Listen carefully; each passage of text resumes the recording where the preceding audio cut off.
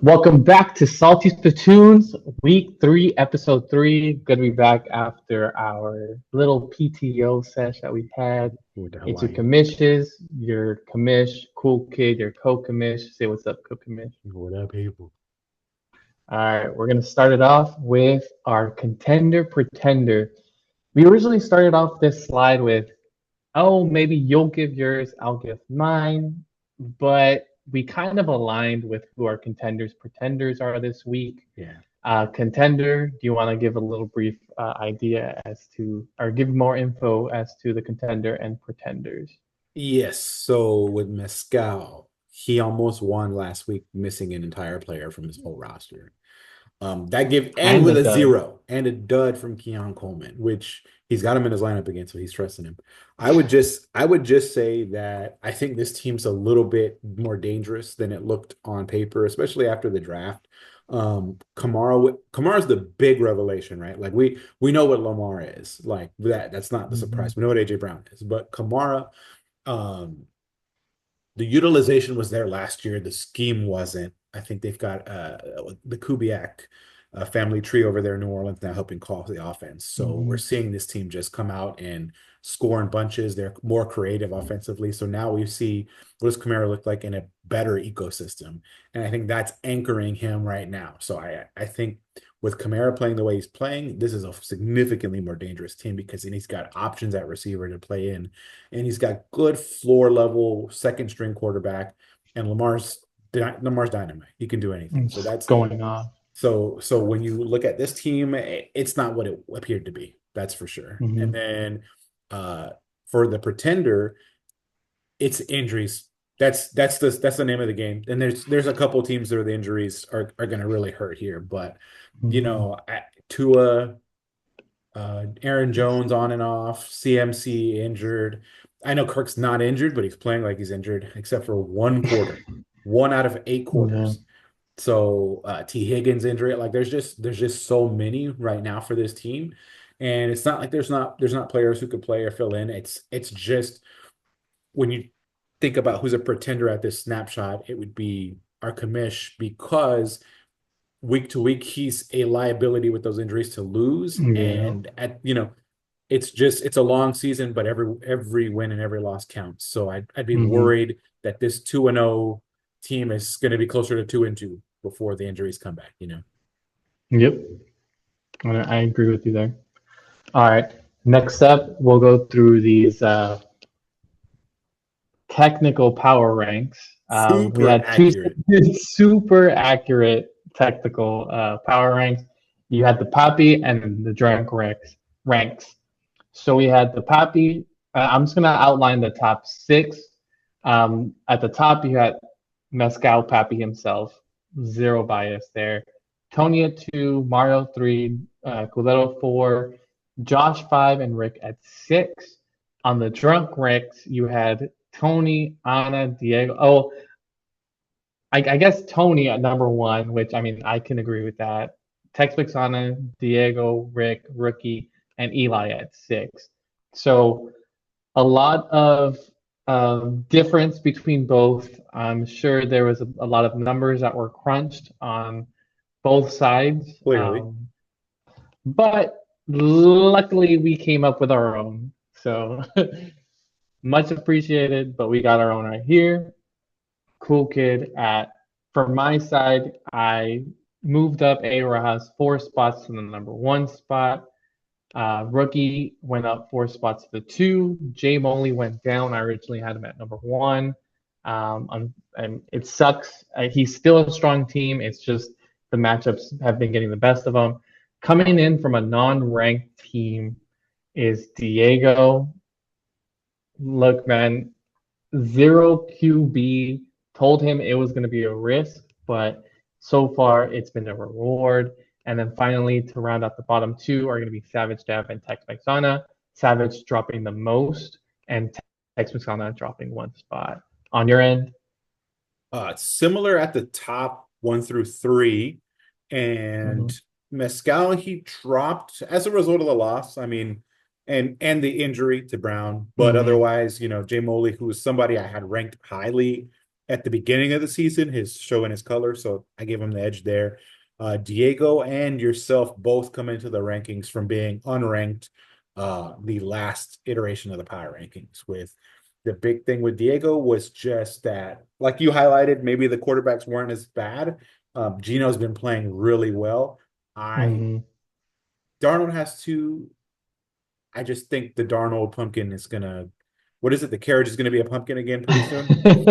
Yeah, Um, the clock's gonna strike midnight, and the so the pumpkin carriage will turn back into whatever whatever. whatever it was. The Yeah. pumpkin will be a pumpkin. No, that's what I'd be worried about. I like some of the players. I think there's some uh, reasons why some of these players are underperforming at the moment, but you can't Mhm. deny the upside is there.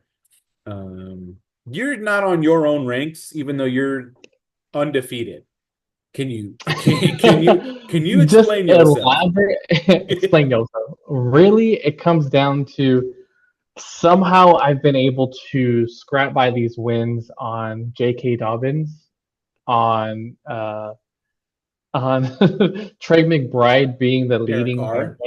one of the leading tight ends, and Derek Carr. That's gross to me. Oh, it doesn't feel sustainable.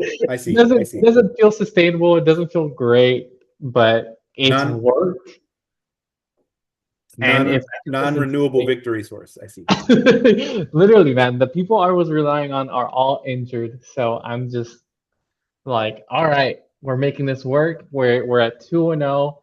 Let's see if we can make it at least 4-2 these next 6 weeks until we get back some of our IR guys like CMC and Tua.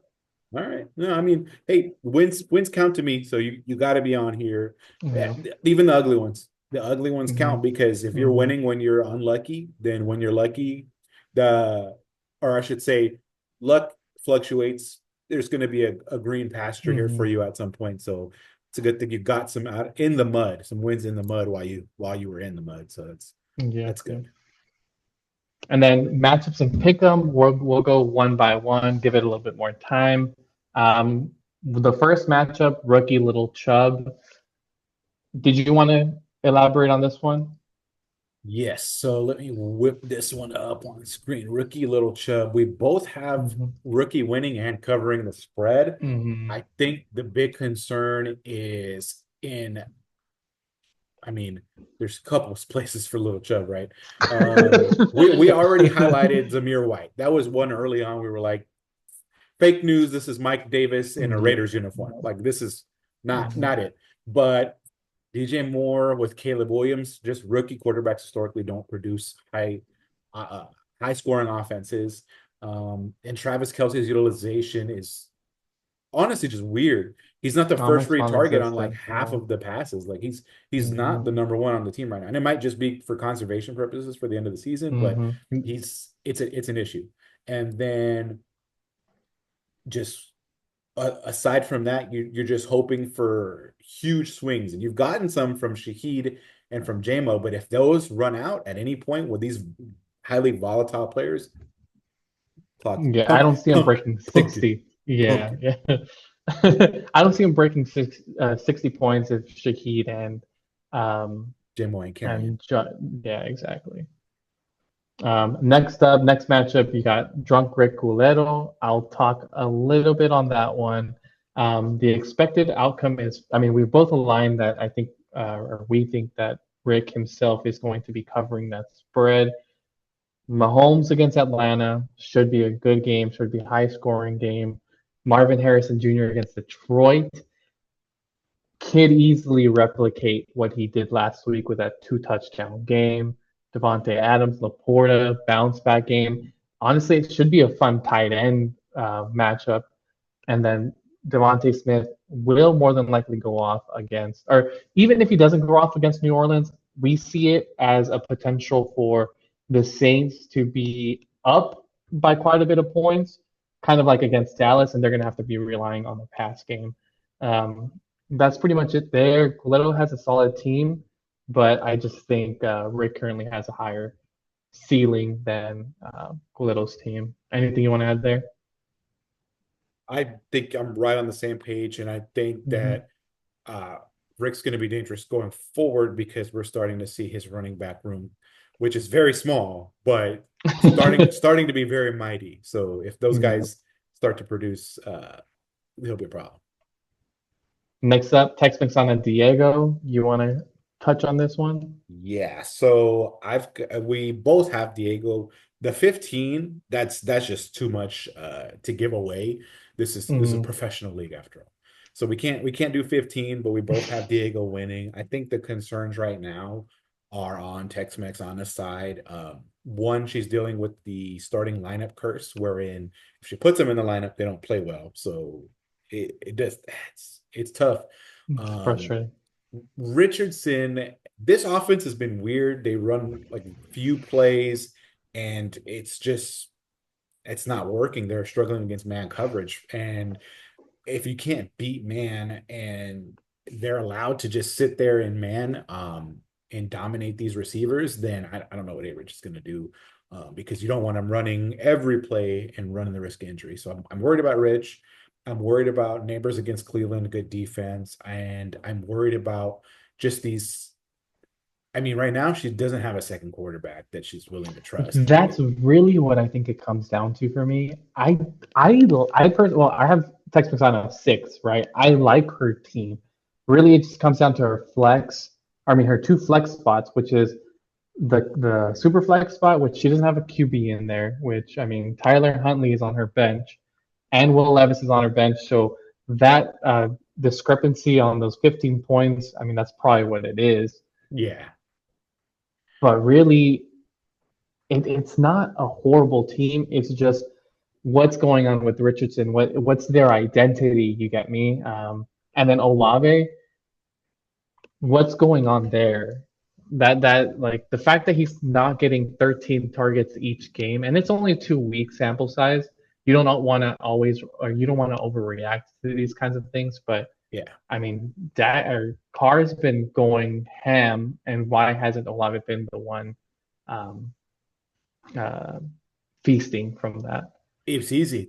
They're focusing the defense on him. I mean, Hmm. when Yep. if the Saints get into a game that's more competitive, like they're not blowing everybody out, they're going to have to use Hmm. Olave more. So Yep. the problem is this Eagles secondary is one that just lets points fly. So maybe this is another week that he's just not going to score because they're so Because far up Shahid's ahead. gonna go off. Yeah. Shaheed and Kamara. And Yep. then otherwise, we already talked about Diego's team. It's good Hmm. and it should hold up well this week. Yep. Jay Molly, Travis, we're both not aligned on this one, and I mean, I think there's a reason why they're both good teams. They both have a nice ceiling, a decent floor. They have running backs that I mean, they both have running backs that I really like. To me, the reason Jay Molly eases this win out, it comes down to currently Travis has Charbonnet in, and we don't know if Kenneth Walker will be playing or not. And then I also see that tight. He currently has the Browns tight end, and I don't like the Browns offense at all. So that's where I see Jay Moley taking that dub. Do you want to explain on Travis? It's matchups for me. I just Mm-hmm. I agree. Talent wise, I don't know if I like all of the players on Travis's side more, but when you have Burrow and Moss against Washington, and I think Moss will get into his starting lineup. I don't see him Mm-hmm. sitting out of the lineup. And when you have Cooper and Akins against the Giants, we've got literally the two worst defenses in the NFL who I mean, if 40 points get scored on each team, some fantasy points are going to those players that he's got in the Yeah. lineup. So I just see too much upside on that side, or upside on Travis's team. Whereas on Josh's team, I think I'm worried about a few spots on the lineup. I'm worried about Henry against the Jets, who have a very good linebacker core. And then I'm worried about Singletary against the Browns. Well, Singletary's actually been really good yard per touch. So it's not that he's been inefficient. It's just that I think Cleveland's a good run defense, and I think we're going to see Mm-hmm. them cause problems for him and force Daniel Jones to beat them, which I don't think he will. So Yeah. I'm worried about that. And then that's those two spots. If I'm having to go head to head with those two spots, I like where Travis's is, and that's where the tiebreaker went for me. Mhm. Next matchup, Cool Kid Mescal. We'll kind of rush through this one just because we're kind of running out of time. But basically, we both are aligned that Mescal is probably going to be taking this. My team has currently, I think, been playing at their ceiling, and that's only going to hold me over so much. Hopefully, T. Higgins comes back and he is healthy. Um, if not, then I mean, I'm just hoping that I can ease a win against Mezcal and continue my lucky streak. But if not, I mean, we know Mezcal's floor and we know what his ceiling can be, and they're just too good to um, pass up. My biggest hope is that Keon Coleman doesn't produce again, but I mean, I think he's going to be the end zone target, and if he gets just enough separation, he's going to get those points. And then finally, matchup of the hour: AO Rojas against Savage Stav. We both have you winning. You have any points that you want to bring up on this matchup? Yeah, quarterback. Murray against Mm-hmm. Detroit and Goff against Arizona versus Daniel Jones against Cleveland. We just talked about that. And Aaron Mm-hmm. Rodgers against New England. New England's defense has been strong so far with Barmore and Gonzalez. They're they're coached really well, Drod Mayo, of course. Um, I just I could see him getting single digits out of both of those quarterbacks. So if you're already starting at that kind of a deficit, then I basically just Mm-hmm. have to play you even the rest of the positions. And he's got me, beat on a couple. I'll give him Mason. I'll give him uh just Mason. And then London, London over Reynolds. But everywhere else, if I'm playing you even, then I just see myself sneaking away with this one. Mm-hmm. I don't really have any matchups that I'm concerned about. It's a really good matchup week for me. So I think the projections are probably low for me. Look for me to beat 110. All right. I mean, that's the last matchup. Hope y'all enjoyed us being back after a long PTO sesh. I know we were trying to make it work, but unfortunately it didn't happen. Hope y'all enjoyed this week's episode. Any final words, Kokomish? Yeah, if you want to come get some quarterbacks, hit your boy up. Unless your name is Savage Daff this week, because that's why I picked him up. He ain't Yeah. streaming against me. Otherwise, anybody else, if you want to hit a trade up, you can be boy. All right. Like, subscribe, follow. Peace. Peace.